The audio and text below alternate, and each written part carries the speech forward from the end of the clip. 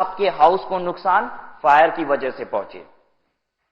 अगर मान लीजिए हमने मैरीन इंश्योरेंस हाउस का कराया है, ठीक है, और मान लीजिए आग लग जाती है मकान में, तो क्या इंश्योरेंस कंपनी पेमेंट करेगी? नहीं करेगी, क्योंकि रिस्क आपका इंश्योर्ड ही नहीं था। आपने तो मैरीन इंश्योरेंस करा रखा था। पानी से अगर क्षति पहुंचेगी तब मकान के रिस्पेक्ट में जो क्लेम बनती है वो तब बनेगा।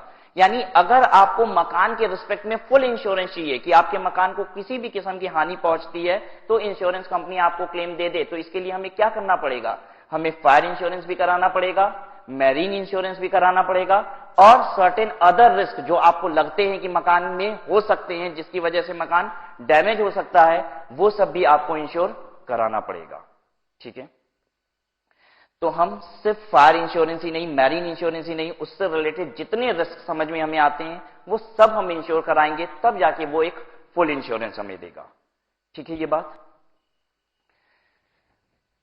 अब फायर इंश्योरेंस की बात हो गई, मैरीन इंश्योरेंस की बात हो गई, मिसलेनियस इंश्योरेंस की बात हो गई। हम अब जनरल इंश्योरेंस कंपनी के रिस्पेक्ट में